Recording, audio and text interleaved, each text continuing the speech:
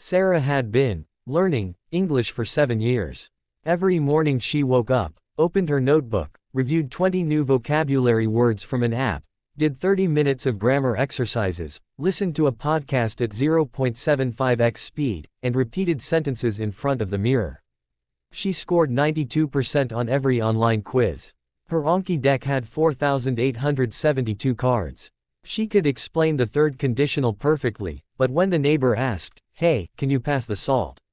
At a small dinner party, her mind froze. The words sat heavy in her throat like stones. "I need more practice," she told herself that night, adding another 50 flashcards. Her best friend Aisha noticed first. "You're like a library with no visitors," Aisha said one afternoon over chai. "All the books are there, but nobody reads them. Why don't you just talk?" Sarah laughed nervously. "Talk? About what? I make mistakes. People will think I'm stupid." Aisha rolled her eyes. "People already think you're quiet. At least if you speak, they'll know you're trying. Come with me tomorrow. No books, no apps. Just live." The next day was Saturday. Aisha dragged Sarah to a small international food market in the old part of the city.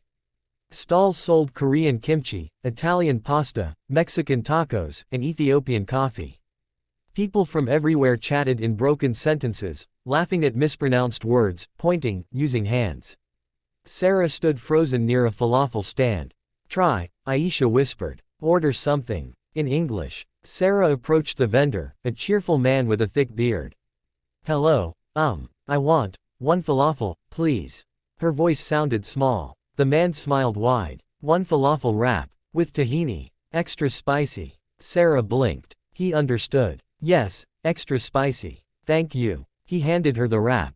"First time here?" Sarah nodded. "Yes. I like food from different countries." "Me too. Where you from?" "Pakistan. Karachi." "Ah, Karachi. I have cousin there. Good biryani." Sarah laughed, a real laugh, not the polite one she used in class. "Yes, best biryani in the world." They talked for 3 minutes. About food, weather, family. Sarah forgot about grammar. She used simple words, repeated herself, pointed. The man didn't correct her once. He just nodded and smiled. When she walked away, Aisha grinned. "See, you spoke English. And the sky didn't fall." Sarah felt something shift inside her chest, like a door opening after years of being locked. That evening she didn't open her notebook. Instead, she put on her headphones and watched a cooking video in English, no subtitles.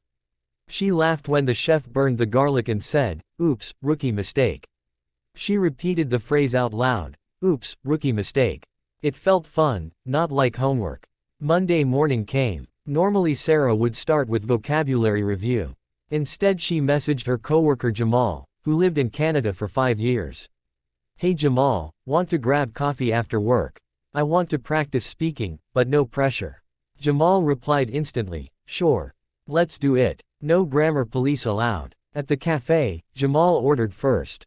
Sarah hesitated, then said, "I'll have a cappuccino, and maybe a croissant." The barista smiled. "Coming right up." Jamal raised an eyebrow. "Look at you. Ordering like a pro." Sarah shrugged. "I just stopped thinking so much."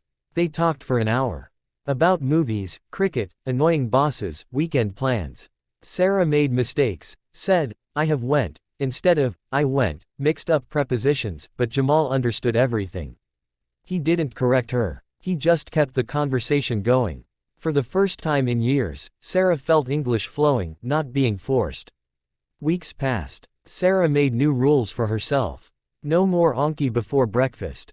Instead, listen to music in English while making tea. Sing along even if wrong. Change phone language to English. Laugh when autocorrect fights back. Join a local hiking group that had foreigners. Talk about trails, weather, favorite views.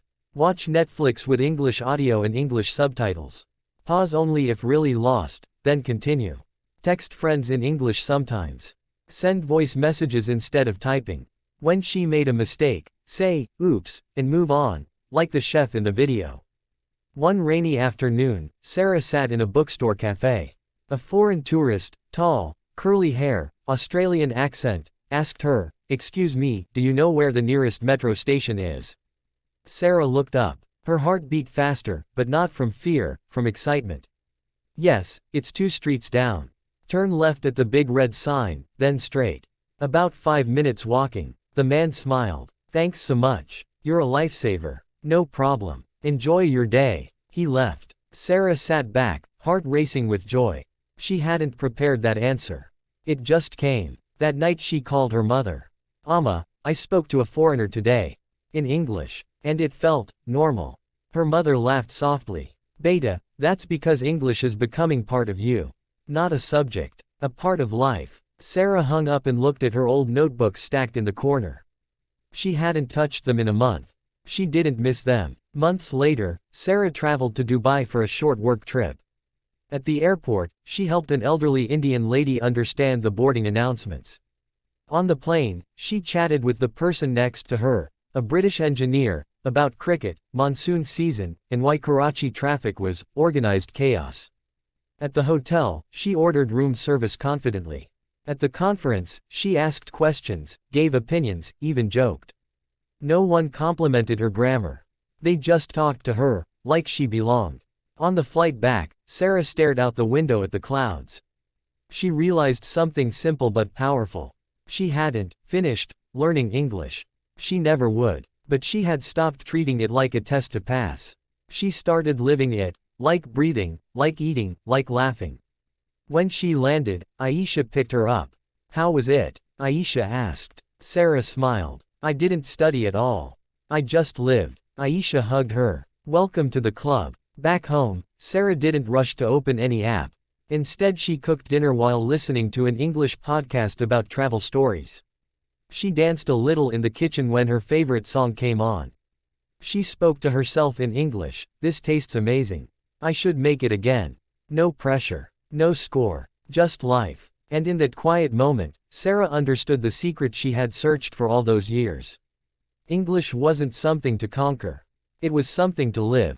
So she lived it. One conversation, one laugh, one small mistake at a time.